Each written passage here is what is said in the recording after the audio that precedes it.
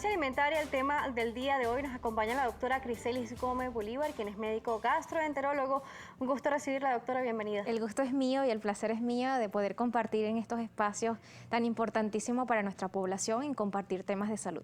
Sí, veíamos en la parte anterior que existen diferencias entre alergia alimentaria y también lo que sería la intolerancia, alergia e intolerancia, términos totalmente distintos, ¿no? Maravilloso tema. De hecho, hemos venido escuchando con alto volumen desde hace un par de décadas de este tema, intolerancia alimentaria, alergias, y no solamente entre el personal de salud, el gremio médico, sino en la población en general. De hecho, aumenta la preocupación precisamente por esta diferencia o por esta confusión de términos. Cuando hablamos de una reacción alérgica, estamos hablando que hay un compromiso del sistema inmunológico, ¿no? Donde hay una respuesta, como bien lo decía el material que acaban de transmitir, hay una respuesta inmunológica a un alérgeno o a un factor que él no reconoce, que reconoce, mejor dicho, como extraño. Y se presenta toda esta serie de cascadas inflamatorias, etcétera, etcétera. En cuanto a la intolerancia alimentaria, es importante decir que la diferencia de la alergia es que no está mediada por el sistema inmunológico o inmunitario.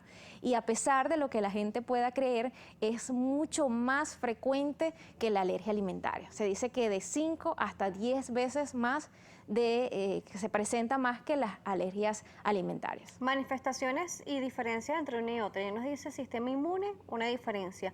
Pero las manifestaciones, ¿cómo se van a presentar en nuestro día a día? Ok, bueno, retomamos la importancia de esto, de las reacciones alérgicas y de las intolerancias, porque esta preocupación, como lo decía hace un momento, ha incrementado precisamente en el personal de salud, porque en la medida que pasa el tiempo, las personas sí se escuchan o se ven más estos titulares, pero carecen del conocimiento de este punto. Entonces, ¿qué hacen? Limitan o entran en unas dietas restrictivas porque se autodiagnostican con reacciones o con intolerancias alimentarias, y esto puede conllevar a un déficit nutricional tanto en los lactantes, en los niños, como incluso déficit nutricional en los adultos, porque suspenden completamente un alimento porque creen que son intolerantes o alérgicos. Tengo que decir que en cuanto a las intolerancias alimentarias tenemos varias causas, varios tipos, sí, en donde hablamos de las farmacológicas o químicas, hablamos de las metabólicas, como también bien lo decían, en su representante máximo, como lo es la intolerancia a la lactosa, y tenemos otras reacciones indeterminadas, generalmente asociadas con aditivos. Si vemos las diferencias, porque a veces pensamos que todo es la intolerancia a la lactosa, a la leche de vaca, pero no todo el mundo reacciona de la misma manera. Incluso en la condición celíaca vemos también un subgrupo que tiene intolerancias al gluten. No son pacientes como tal de esta condición, sino que son intolerantes nada más. Exactamente. Otro ejemplo fantástico para poder hacer esta mención. En los pacientes celíacos estamos hablando de una enfermedad autoinmune o inmunológica, sí, en donde hay una respuesta ya genéticamente predispuesta, ¿no? Y en la intolerancia al gluten precisamente puede deberse a esa imposibilidad o incapacidad para desdoblar, para metabolizar, en este caso, la proteína del gluten, la cebada, la avena, el centeno, y todos estos cereales que forman parte o tienen parte de gluten, ¿no? Entonces, bueno, esto es controvertido, es además importante porque podemos tener intolerancias alimentarias reversibles o temporales.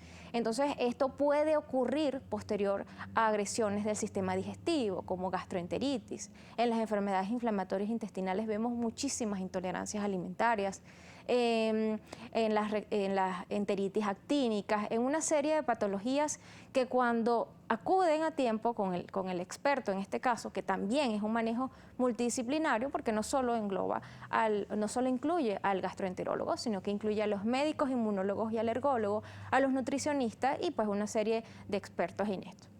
Sí, hay que ver esto porque la intolerancia alimentaria también afecta nuestro sistema digestivo, ¿no?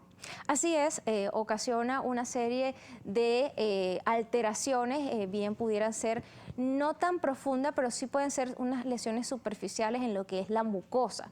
En este caso puede ser del intestino delgado, que es donde ocurre toda esta absorción de nutrientes. Y si exponemos a un paciente que es intolerante a ese alérgeno, o en este caso a este alimento que le hace daño, por supuesto que esto va a repercutir, y exponiéndolo día a día va a tener mayor compromiso en cuanto a su salud y a todos los síntomas que vamos a hablar. ¿Cómo saber que un paciente es intolerante o es alérgico? ¿Cómo se sabe esto? Mira, existen pruebas que nos apoyan para esta detección o para este diagnóstico.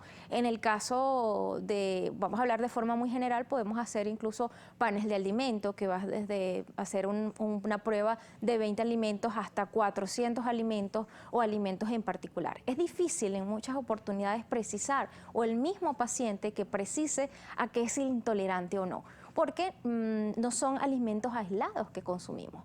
Ahora, en ese caso sí, es posible, ¿no? Por ejemplo, un vaso de leche, un cereal, que puedes detectarlo, pero generalmente hay una combinación de muchos alimentos que en nuestro día a día, en nuestra dieta, y es más difícil precisarlo por el mismo paciente, ¿no? Sí, ¿es posible que una persona pueda hacerse intolerante con el tiempo a algún alimento? Sí, claro que sí. Estas intolerancias las vemos cada vez con más frecuencia. Si la pensamos, como decimos en medicina, la conseguimos, ¿no? Entonces, aquí comenzamos una búsqueda en cuáles son esos factores o cuáles son esos alimentos, en este caso, o sustancias químicas, porque también hay aditivos a estos... A los alimentos, cuando sí, se preparan, se a todos los almacenan. aditivos que colocan en las industrias de alimentos, y que pueden hacer también estas reacciones o estas intolerancias.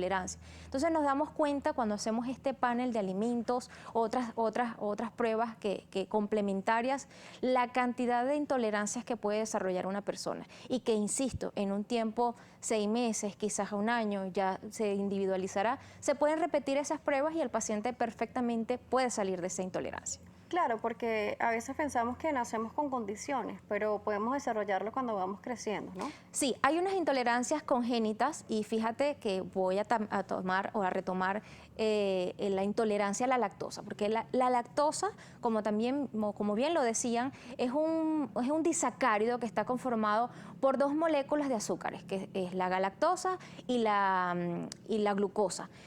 La lactasa, que es esta enzima, se encarga de desdoblarla o de metabolizarla. Cuando el paciente es intolerante a la lactosa, tiene una disminución, puede ser total o parcial, de esta enzima, que no la va a ayudar a desdoblar o a romper esos enlaces para obtener la lactosa. Y esa lactosa pasa íntegra, por así decirlo, a lo que es el colon, y aquí es donde viene el problema, o es la responsable de todos los síntomas, como la diarrea, la distensión abdominal, porque esa lactosa allí es fermentada a través de las células del colon y se libera una serie de ácidos como butírico, pirúvico, incluso acético, y es el responsable de la diarrea, de ese meteorismo, de la llenura, distensión abdominal típica en estos pacientes. Vamos a irnos a una pausa, regreso seguiremos conociendo sobre la intolerancia alimentaria. Nos seguirá acompañando la doctora Criselis Gómez Bolívar, ella es médico gastroenterólogo.